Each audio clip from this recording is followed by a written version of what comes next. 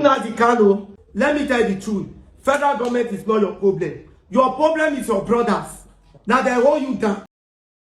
Yes, we know that the Igbo leaders are not ready to talk on Nnamdi Kanu's behalf. They are not ready to canvass on Nnamdi Kanu's release. But take a look at this headline. This is Shettima admitting that he is also responsible for the creation of Boko Haram in Nigeria. The headline says, "We all contributed in creating Boko Haram insurgency." You can see this coming from Shettima. People whose hands in the creation of Boko Haram are the ones in power today. They are busy granting Boko Haram amnesty, granting them pardon in the name of their de-radicalizing them. Thousands of Boko Haram fighters have been set free. They are walking freely. These are people whose hands have been dent, whose hands are stained with blood. Today, they are walking freely. Now take a look at this other headline. And this one says, Borno governor attacks Jonathan, seeks amnesty for Boko Haram. That's Shettima. Shettima has been in the forefront of the negotiation of, setting Boko Haram fighters free. And now that he is the vice president of this country, then tell me why you don't expect many of the Boko Haram fighters to be getting all this amnesty that we are seeing coming from the north. Now, this other headline says, Shettima canvasses amnesty for Boko Haram members. Shettima. And still in the north, recently, just some few days ago, the Northern Group released this warning. They said Peter Obi, other Igbo leaders pleading for Nnamdi Kanu's conditional release must be held as terrorists. Coalition of Northern Groups. Northern Groups are saying that any Igbo man, be it Peter Obi or whosoever, saying that Nnamdi Kanu should be released, should be seen as a terrorist. But Shettima canvassed many times for Boko Haram members to be granted amnesty, for them to be released and be brought back into the society. And today, nobody accused Shettima to be a terrorist. Nobody warned Shettima. Shettima is the vice president of Nigeria. Somebody who canvassed for, Boko Haram members to be granted amnesty. He even attacked Jonathan at a certain time. You all saw the photo I shared with you where Shettima was busy eating, whining, and dining with Boko Haram fighters. And we say we have a country, but if you are an Igbo man, you are being given warning not to talk about Nnamdi Kanu's release. And you have seen how the Southeast leaders have all gone silent because of their political ambition. They want to become president, they want to become leaders of this country, and then they are going to abandon Nnamdi Kanu to rot in jail. People like Soludo does not believe that the release of Nnamdi Kanu is going to bring any peace in Igbo land. He's not in support of his release because he feels that it's going to jeopardize their chances. So guys, a whole lot is happening. Now I'm going to allow you to take a look at this warning coming from a Yoruba man, not even an Igbo man, telling Nnamdi Kanu that his people are his problem, not the federal government, because it is being believed that if the Southeast leaders can really come together and meet Tinubu over and over, that there's no way Nnamdi Kanu will not be released. But because they are made up their minds saying that they are going to leave Nnamdi Kanu, that is why everything is appearing to be very difficult. If Shettima could canvass for Boko Haram, whom everybody, even the international community, know that they are terrorists, how much more somebody who is asking for secession? The Southeast leaders are not ready to play their role. So guys, take a look at what this Yoruba guy has got to say. Nnamdi Kanu, let me tell you the truth. Federal government is not your problem. Your problem is your brothers. Now they hold you down. No, they look saying the federal government hold you. Your brothers that is following you. When can you say, the moment they release you, now they hold you down? Because the truth is this. If these people stand saying they release you, within 24 hours, they will release you. Not be waiting different from waiting show already they talk. From waiting you they talk. Waiting different from waiting so they go talk. From waiting you talk. So why your own call different? Why everybody they say, may they release you? Now lie. Your people don't want you to come out. These Igbo people standing with you, they don't want you to come out. They are your number one enemy. So, nothing say, now federal government hold you. The people that hold you is your own brother. The Supreme Court don't give order that you release this man. Now, it's still under the custody of DSS. Which people they pressurize that DSS? If not for your brothers that is pressurizing them, to say that you make sure they hold you. I'm telling you the truth. Go and work on your brothers. You Igbo people, you going to go and work on yourself. The wickedness is too much. This thing where this man do, others try they do am, then they walk out free outside. See the case of Asari Tokubo. Helicopter, they roll the house, say one investor. The guy talk and say, he will blow this helicopter down. Nnamdi Kanu never do that one. No. But because he got his people in his back, his people dey in back. Now, this man on arrest, it has never been found with any ammunition. Nobody don't break and say they say I would go.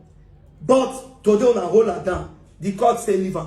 If in people not there against her, he not go remember where he did. But because say people there against her, then they can tell where he did. So the Igbo people is the one holding this man. It's not the federal government, it's not anybody. They are the ones instigating the DSS to hold it down. So we know these things.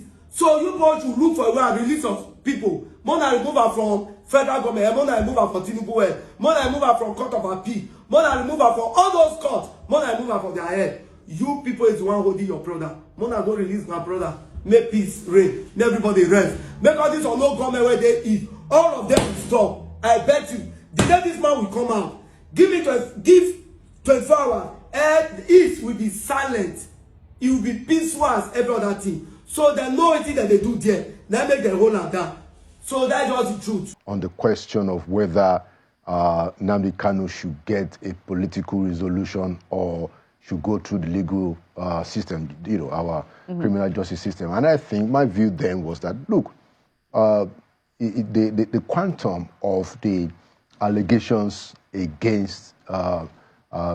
Nnamdi Kanu, the things that we heard him say and do,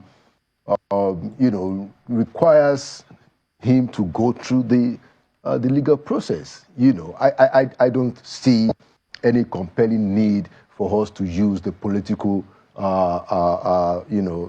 traction. Or the political track to sort this matter. Why? Yeah, well, because I think that the allegations against him are strong enough, and he hasn't made any kind of mitigation of it. So I thought it's important to test those things in court properly. Now, but what has now happened in the case of Nnamdi Kanu is that the system is treating him very poorly, and fair is fair. If we say that this guy has to go through the legal process, which is my view of what should happen, then we have to conduct that legal process in a fair manner. You've had a situation where the judge, considered to recuse herself. Yeah. As a matter of fact, considered to, an enroll order to say that, yeah, I am now recused. That's another of the court. You can't then come back on the instruction of the chief judge to say that, you've been compelled to take the case again, because you are independent as a judge. A judge is independent. Now, they have chief justices and chief judges who are, the head of the courts in that sense administratively. But what a judge does is not subject to being under a chief judge. So a judge is independent. That's what the state pays you to be. You have to say that this is my view and this is the order that I'm putting on my view. So it is not enough for the judge to come back and say that now I have to take the case because the chief judge has compelled me. Where is the order of the chief judge? So he was right in that sense then to have confronted her and said, look, I'm only here out of politeness, out of respect for the court.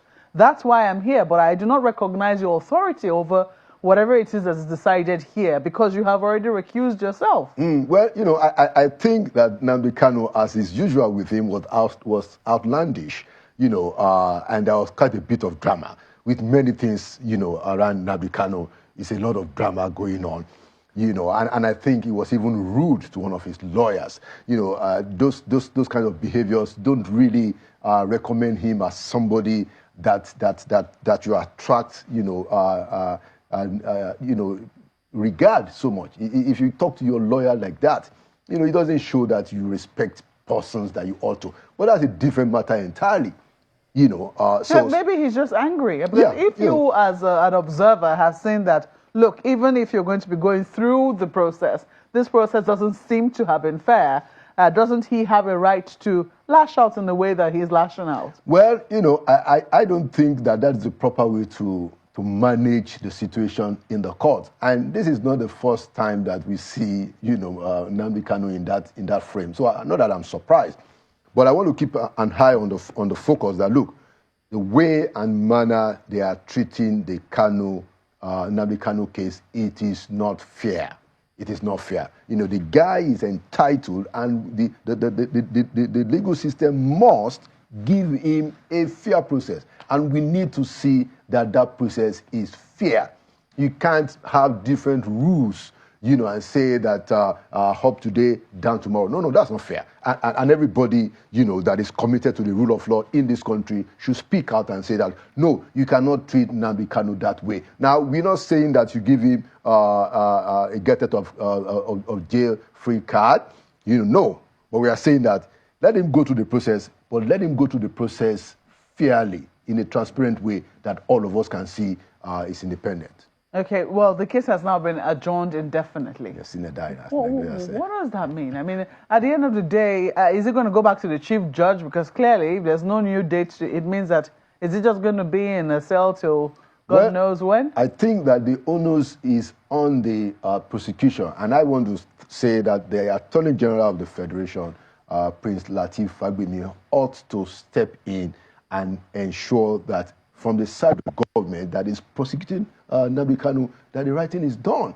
The woman, Honorable Judge, has recused herself. And all that Nnamdi Kanu is saying, even if we condemn his outlandish behavior, what he's saying is true. That, look, you have recused yourself. So we should call on the Attorney General, Prince Lateef Fagbemi, that, look, do the right thing. Let them, let the prosecution line up with the correct procedure that we all are aware of, and get another judge, and I don't think that is the cause of, that is the work of the Attorney General. But, the prosecutor should be willing to say that, look, we want to prosecute this case, let's do it, let's do it properly. Well, Mr. Olaoluwa, even that very one that you say he should go through the justice system, some people will accuse you of bias and say, look, you didn't speak up when Sunday Igbo was let off the hook. I mean, what is different from what Sunday has done from what Nnamdi Kanu is doing or has done as well? You've not asked me about Sunday Igbo, to be fair to me. Yeah, well, I'm asking you now. I'm giving you the opportunity. Yeah, so I didn't say that Igbo should be let off the hook. Well, he has been let off the hook. Yeah, well, so it doesn't. So I wouldn't take responsibility for that because it's not my decision. And it's the same thing with people who are terrorists, people who are bandits. I never, in my person, acting as Olaoluwa Konde, I never succumb or agree to a situation where people who have, flagrantly, violently violated our Commonwealth, committed heinous crimes. I have never and I will never succumb to the idea that they should be sorted out politically. No, it's wrong. So even that of Sunday Igboho, you take objection with it? Well, you should. That's my point. That's my point. Whether it's Sunday Igboho, whether it's the bandits in the Northwest, whether it's the terrorists in Northeast, whether it's the people causing mayhem in the southern part of Nigeria, wherever it is, when people break the law, and when they break the law violently, when they commit heinous crimes, they need to be disciplined so that there will be deterrence. There's so much impunity in our system that I don't think that we should just take the path and say, let's have a political resolution.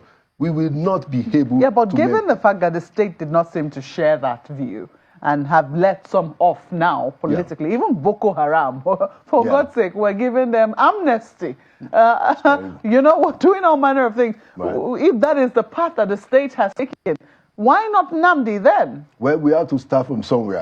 I'll tell you a quick story. So in 1998, Christmas Eve, I was driving from my office in Philadelphia to Delaware. I bought a new car. It was Christmas Eve. Everybody was excited. We were all on the road, speeding, a lot of us on the road. And then the police guy, decides that I'm the one that is going to stop. He stops me, and I said to him, look, how did you choose me? It's because you are a white man, I'm a black man. I'm not going to pay this ticket. Then he says, well, if you don't pay the ticket, then you go to court. I said, I go to court. I went to court, I'm so full of myself. And then I made my case to the judge. And the judge said, oh, wow, the man can pick only one person at a time.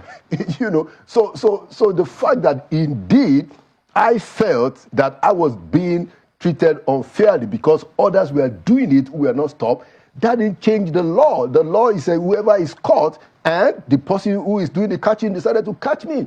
Guess what? I not only have to pay the fine, now I have to pay, a further premium for my audacity to come to court. My point is that, yes, it is wrong, all these things that has happened, but we have to start from somewhere to doing it right, And so I'm not going to say because you've had amnesty for some of the people in the north who have done, heinous crimes, then we should have amnesty for everybody, and then we never get. No, we have to sort it out, and we have to have the time to say that. Look, let's draw the line. From now on, going forward, this is how we do it. I don't think that sorting out these matters politically, I don't think it has helped us significantly. Honestly, it hasn't.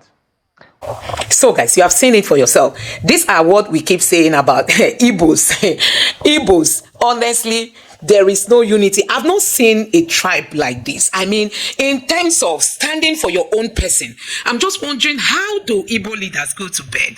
How do they sleep? How do they look at a guy made a video last time? I was saying that people are celebrating Christmas. He's just wondering how people could eat, celebrate, wine and dine when Nnamdi Kanu is in jail. You can imagine if the Igbo communities, if the Igbos can come together and express their dissatisfaction over the continued detention of Nnamdi Kanu. If the Igbos can come together and tell the federal government that the only thing they want from the federal government, yes, Buhari ruled without considering putting Igbos into their budget. Now, Tinubu is in charge. Igbos are equally being excluded. But if the Tinubu's government can just release Nnamdi Kanu, that would be good. I've seen people who come to comment on some of my videos saying that Nnamdi Kanu should rot in jail. Tell me if Nnamdi Kanu's crime is more than that of the Boko Haram members. Tell me if Nnamdi Kanu's crime is worse than those who have shot down government military helicopter. Tell me if Nnamdi Kanu's crime is worse than those who bombed churches and mosques and, took children, school children into captivity. Tell me if Nnamdi Kanu's crime is more than these people who we've seen, they will unalive somebody, removing the person's head, video it and send to people, circulate it. They will be unaliving somebody and be removing the person's head with knife or with gun, and they will video it and send it. Why are we forgetting all this issue? And the northerners are saying that anybody who is saying Nnamdi Kanu should be released should be seen as a terror guy. So guys, I don't know how we are going to manage the existence of this country if we are this divided. I'm just wondering, the hatred for the Igbos, it has no part 2. It is time people speak up, even those in power. Speak up. It is Nnamdi Kanu today, it might be you tomorrow.